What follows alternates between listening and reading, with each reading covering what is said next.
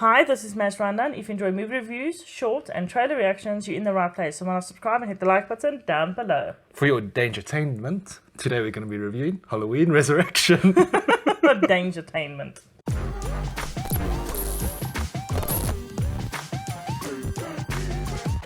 Halloween Resurrection is a 2002 slasher film directed by Rosenthal, starring Busta Rhymes as Freddie Harris and Bianca Kajlik as Sarah Moya. After cheating death, Michael Myers returns in Halloween Resurrection. But this time it's not personal, as Michael hunts random teens, Busta Rhymes and, for some reason, Tyra Banks. So, looking at the good. Overall, I think Michael was a bit better than he's been in the last couple. He was a little bit menacing in this one.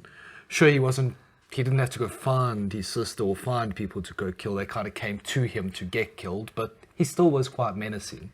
And the mask was definitely better, although it was a little problematic because you could still see his eyes. But at least the actor kind of looked a bit dead inside, so it works.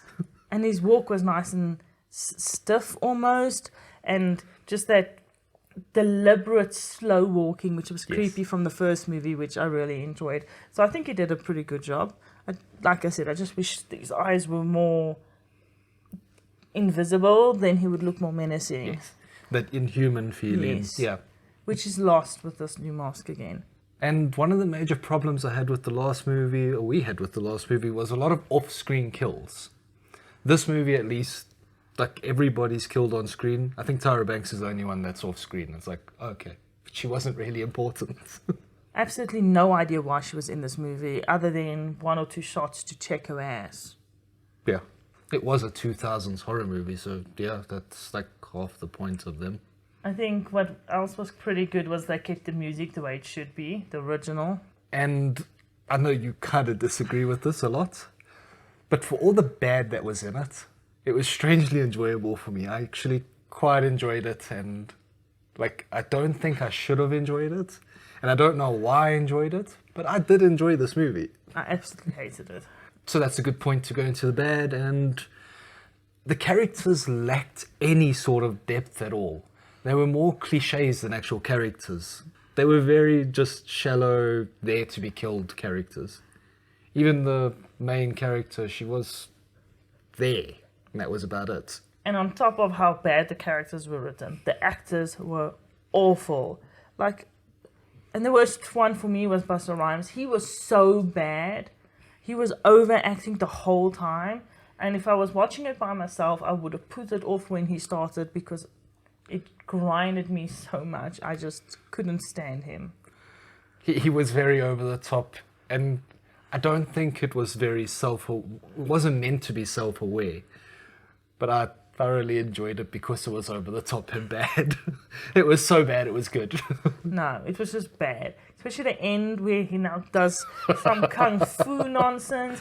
What the hell? I really thought it was going to be the high school, dweeb guy who came to save her, because that would have made way more sense in the movie. It would have actually had him be in the movie because for he a wasn't. reason. Yeah, like it would have made more sense. So when someone kicked in the door, I thought, oh, look, who's come to save? And then it was him. And I'm like, why is Busta Rhymes suddenly doing kung fu, whatever? It's just ridiculous. And the stupid sounds he made, it drove me insane. And I didn't like the fact that the kills were all kind of cliches, because it was like the things we've seen in all the other Michael Myers movies, especially the one where he stabs him and pins him to a door. That seems to be the favorite one, or hanging upside down on something. It was just so bad.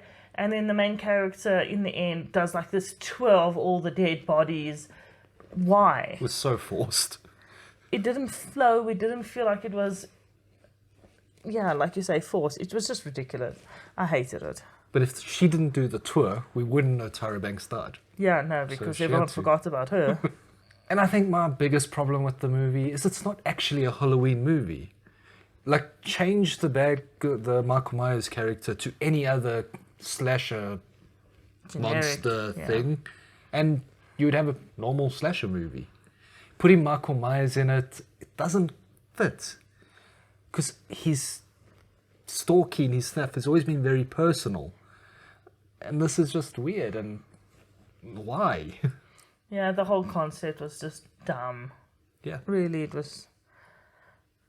I have no idea. I think for ratings, obviously I hated it, so I gave it a 2. I gave it a 6.